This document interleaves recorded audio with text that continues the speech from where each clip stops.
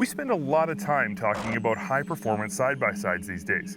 So much of the big news coming out of each OE is about side-by-sides, it can lead you to wonder, are there actually any exciting ATVs left?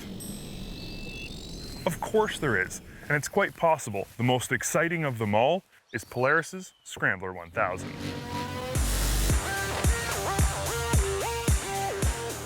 You're probably wondering why. Why do I think this ATV is so exciting, especially when it has solid competition like Can-Am's Renegade 1000 to deal with? In a word, character. I just think the Scrambler has such a unique character. I mean, just look at it. Is it aggressive? Oh yeah. Is it angry? Seems that way. Is it more than a little bit strange? Definitely. But that's just how the Scrambler looks. Its character is so much more than skin deep. Polaris knows how to build a parallel twin. There's no arguing that. They not only continue to top the horsepower war for both side-by-sides and ATVs, but they also own the most refined big bore title with the Scrambler's 1000cc twin. This is a motor that doesn't punish you for living in excess. Sure, squeezing it wide open is an experience that could almost be described as spiritual, but comfortably trail riding a Scrambler all day is not at all unrealistic. Power is smooth down low. I'd even go so far as to say it's a bit tame. Clutching is soft on engagement and, like the power delivery, it's ultra smooth as the clutches shift up. When you hit about half throttle, the power band begins to rise abruptly, and a surge of acceleration hits you hard as the clutches grab tight hold of Kevlar. At full squeeze, the Scrambler feels like it's breathing fire, snorting out of its dual exhaust, angrily squeezing the belt and shredding the meat off the tires until it tops out at just over 80 miles an hour. It's exhilarating, a little bit scary, and quite possibly the most fun you can have with your clothes on.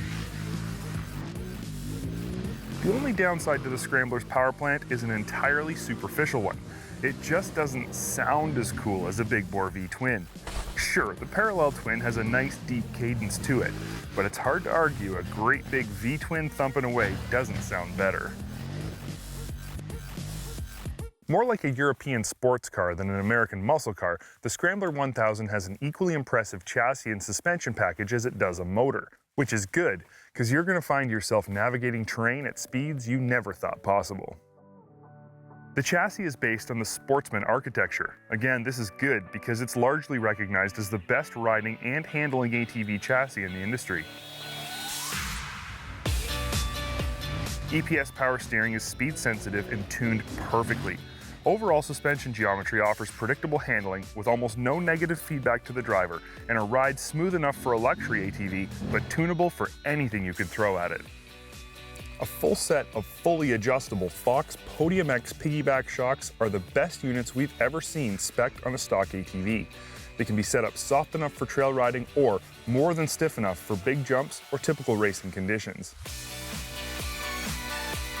At this point, there really isn't anything chassis and suspension-wise that sets the Scrambler apart from its more sport utility-focused brother, the Sportsman.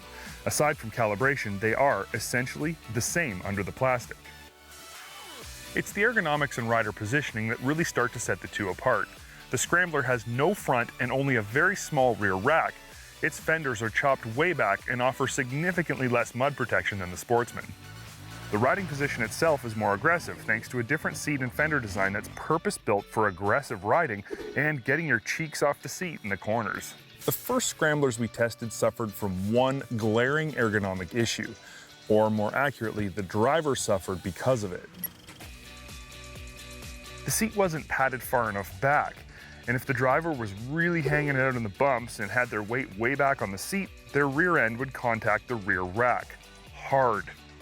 The newest versions of the Scrambler have an improved bolster on the rear of the seat that not only helps protect your buns from damage, but also helps hold you forward on the seat under hard acceleration. Other nice features found on the 2016 Scrambler XP are a nicely pointed gauge package, slick aluminum wheels, tricked front bumper, awesome tuned dual exhaust, and a cool matte titanium and lime color scheme. The Scrambler 1000 only comes in one configuration and your only option is color.